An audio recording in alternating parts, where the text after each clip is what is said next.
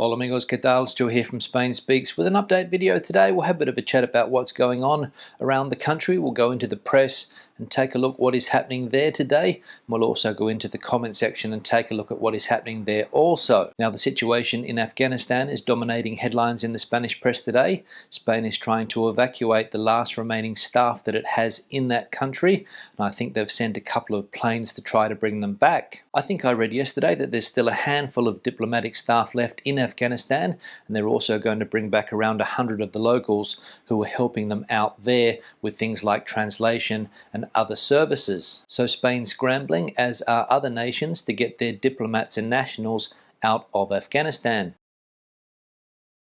Now, the heat wave that Spain has been experiencing is going to subside as of today, I believe. Very hot temperatures recorded in many parts of the country over the weekend. In fact, the record high temperature for Spain was broken on Saturday in a place called Montoro in Cordoba. 47.4 degrees, I believe, was the maximum recorded there, and a lot of other places around the country recorded temperatures in the low to mid 40s. There were quite a few people in the comment section saying that hot temperatures are nothing new for Spain. In fact, every year Spain records very hot temperatures, and it is true in some parts of the country. In the south of the country it is common to get very hot temperatures. In Madrid and the central part of the country it is also common to get high temperatures, but in some parts of the country not normal to see temperatures in the 40s. But luckily, as I said, the heat wave is over for the majority of the country and temperatures on their way down.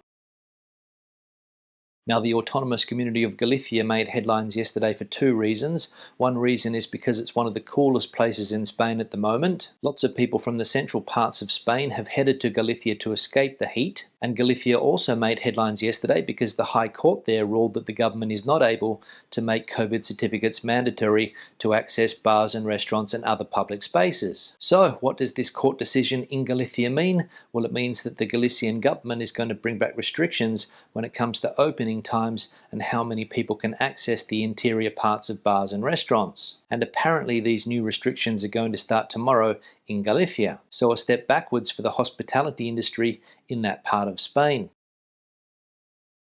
And the last piece of news we'll look at today relates to COVID-19, and a Spanish virologist has come out and said that this virus is here to stay. As we can see here, Margarita del Val, este virus está aquí para quedarse para siempre. And she also went on to say that the main difference between this virus and other viruses is that we normally get those other viruses when we're kids, so we're able to build up an immune response. But this virus is affecting us when we're adults, our bodies are damaged, and we're not able to build up an immune response. She also said that in her opinion it's a mistake to get rid of restrictions at the moment because not enough people are vaccinated. And she also says that she can't understand why some people are more worried about the vaccine than the virus. But hey, that's just the opinion of a scientist who has dedicated her life to studying infectious disease. Now we'll leave the news there and go into the comment section and check out what is happening there today. One here from Mike. Yes, Stuart is right about the north. We're chilling out in Cantabria, and just as well, since it's 38 to 40 degrees back home on our part of the Costa Blanca, as well as being very humid. It's actually quite humid here near Santander too, and I guess that anywhere coastal will be, but we're glad to have escaped the heat for a bit. Yeah, Mike, thanks for the comment. We saw yesterday that a lot of people from the hotter parts of the country are heading to the north, places like Cantabria that you mentioned there, Asturias and Galicia, to escape the heat. And it looks like you guys decided to join them. And what a fantastic part of Spain Cantabria is. I haven't been there for a few years, but it is definitely one of my favourite parts of the country. It's green, the weather's cooler, the coastline is fantastic, and you can also eat very, very well in that part of Spain. One here from Lorna. We were under the heat dome in June where nearly 700 people died. Take care, check your elderly neighbours, relations, friends. Yeah, Lorna, thanks for the comment, and I imagine that you are either in a northern state in the USA or Canada,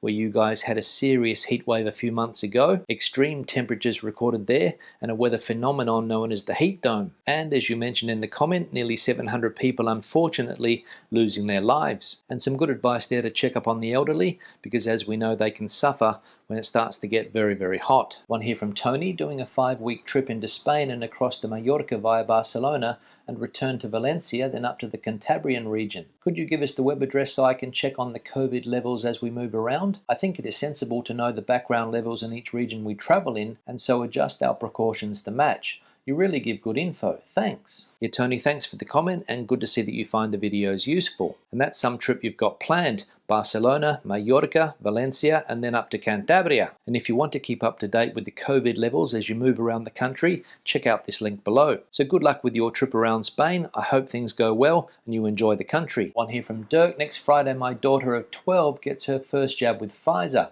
It's really going quickly here in Villajoyosa, next to Benidorm. Yeah, Dirk, thanks for the comment. The government has made that age group, 12 to 19, a priority because they want to get as many people vaccinated in that age group before school starts again in September. I know a few people that have children of a similar age, around 13 and 14, and they have also had their first dose of Pfizer. So the vaccination campaign in Spain is still moving quickly. One here from Chrissy. We beat that 47 in the shade.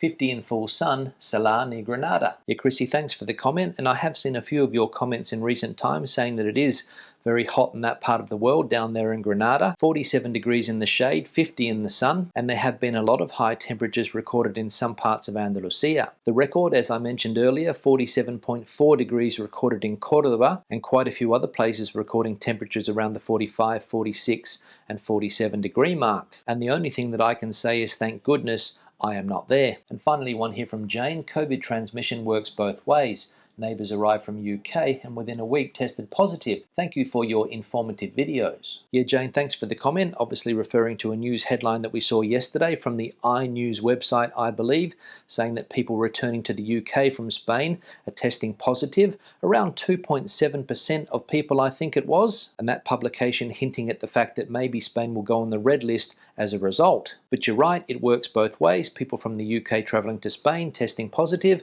people from Spain travelling to the UK and testing positive. And it seems fairly clear that the more you're out and about, the more chances you have of catching COVID. On that note, I'll wrap the video up. Questions and comments, please leave them in the section below. Debate the situation out as you normally do. Give the video a thumbs up if you liked it, thumbs down if you didn't. I'll see you in the next one. Hasta luego.